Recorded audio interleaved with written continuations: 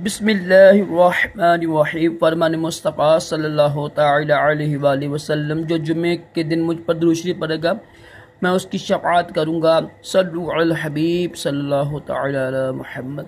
हर काम, अच्छा काम, नेक काम दाएं हाथ से करना सुन्नत मुबारक है।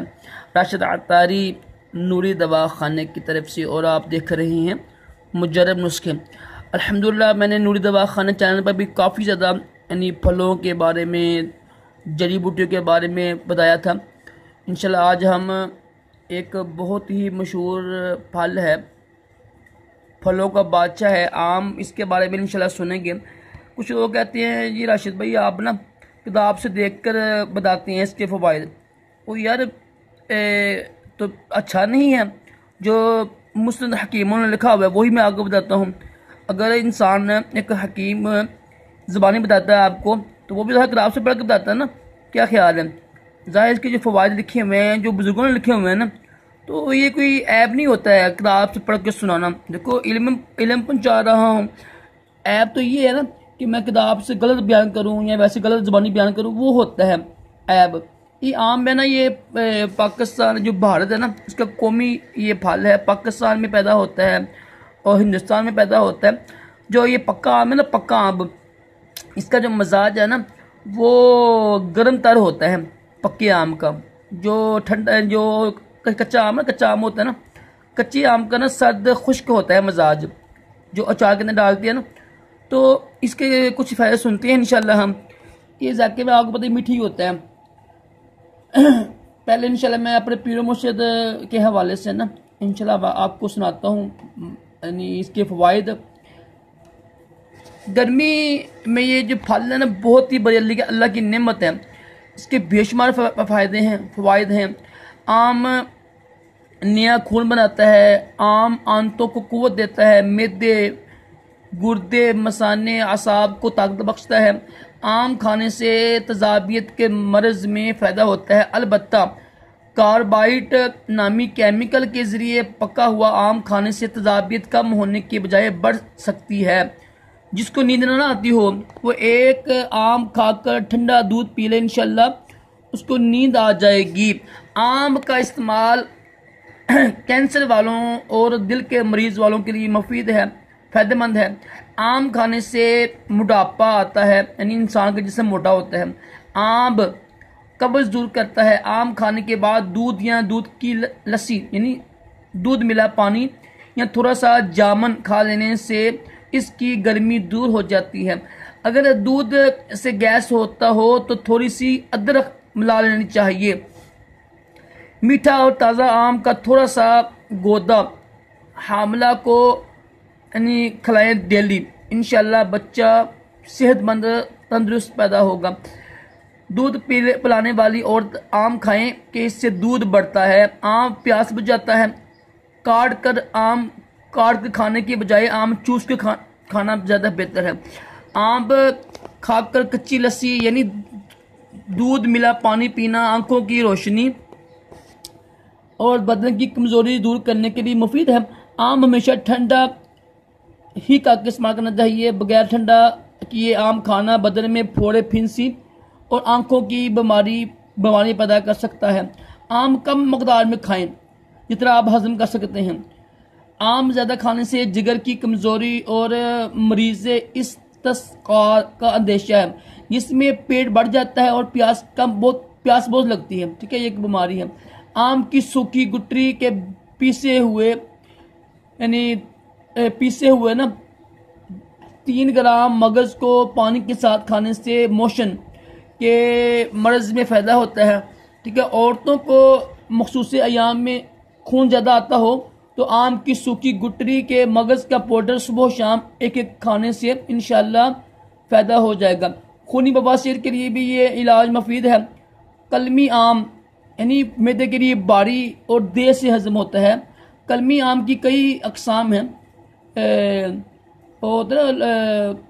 चौसा, संदरी वगैरह आपको पता ही होगा। बलगमी या सवाबी मजाज वालों को नहार मुँह खाली पेट आम नहीं खाना चाहिए कि इससे मैदे को नुकसान पहुंचता और गर्मी पैदा होती है। खट्टा आम खाने से गला और दांतों को नुकसान होता है, इससे जुकाम, खून में गर्मी, खराबी भी पैदा हो सकती है। आम पेशाब लाता है। आम और दीगर फलों को पकाने के लिए कार्बाइड नामी केमिकल इस्तेमाल किया जाता है, लिहाजा कुछ देर पानी में भिगोने के बाद अच्छी तरह धो लेने इस्तेमाल करना चाहिए। मतलब कि हर नई चीज़ जो हर जो फल है ना, उसके धो के इस्तेमाल करना सुन्नत मुबारक का है। ठीक है, आम अच्छी तरह धो लें ताकि इसकी सफाई हो जाए। हाई शुगर के मरीज डॉक्टर के मशवरे के बगैर आम इस्तेमाल ना करें।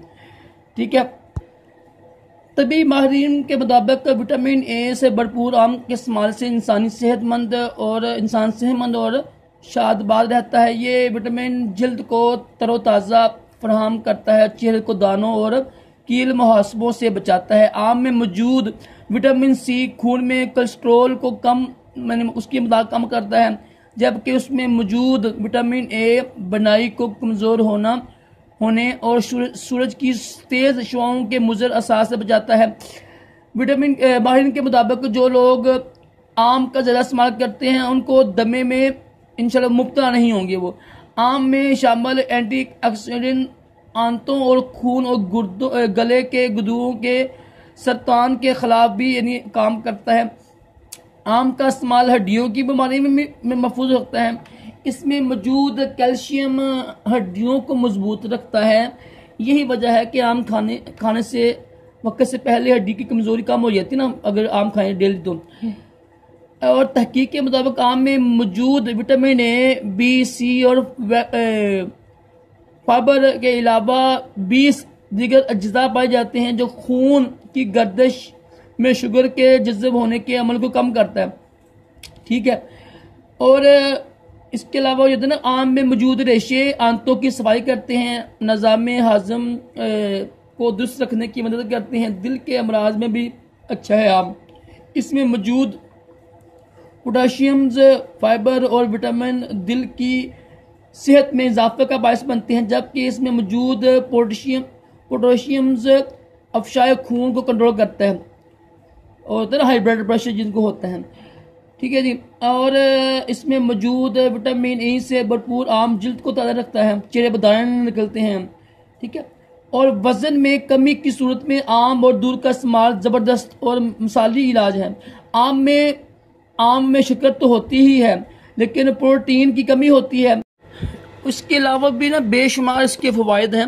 रब की नेमत है, इंसान जल्दी बुरा नहीं होता है। ठीक है, हर किस्म के कैंसर के लिए दमे की महफूज रखता है, हड्डियों के लिए भी अच्छा है। ठीक है, कमज़ोरी के लिए नहीं, जिस्मानी कमज़ोरी को दूर करता है, जिस्म को मोटा करता है। आम का जूस होता है मिल्कशेक होता है, जिगर, दिल, दिमाग, हड्डियों, पट्ठों को सख्त गर्मी से महफूज रखता है। ठीक है, कच्चा आम होता है ना, लो लगने से बचाता है, मैदा और आंतों के निज़ाम को दुरुस्त करता है, खून की खराबी को दूर करता है, सफ़ेद बाल को स्याह करने में इस्तेमाल करते हैं ना इसको। तो इसके बेशुमार फ़ायदे हैं, लेकिन बस ना कम मकदार में खाएं। ये नहीं है कि अन्नी डाल दें, ना कम नहीं ज़्यादा। रब की जो भी नेमत होती है ना, उसको एक लिमिट रख के इस्तेमाल करेंगे ना इंशाल्लाह, तो फिर ठीक हो जाएगा। देखिए वीडियो इसके जो फ़वाइद है ना, मेरे ख्याल से 80-90 से भी ज़्यादा फ़वाइद हैं इसके, बल्कि बेशुमार लाखों हैं, क्योंकि रब की जो नेमत है ना, उसका शुमार तो होता ही नहीं है ना। तो मैंने कुछ ही अर्ज़ किए हैं, तो उम्मीद है कि इंशाल्लाह आपको मैं मज़ीद जो फल होती है ना, वो जो जड़ी बूटी हैं, उसके इंशाल्लाह फ़वाइद लेकर आता रहूँगा। अल्लाह ताला हम सब को भी इल्म नाफ़िया अता करे, अपना शुक्रगुज़ार बंदा बनाए, नेमत का शुक्र अदा करने की तौफ़ीक़ अता फरमाए, दोनों जहानों की भलाइयाँ अता करे, तमाम जिस्मानी रूहानी बीमारियों से महफूज रखें। सल्लल्लाहु अलैहि हबीब सल्लल्लाहु अलैहि वसल्लम।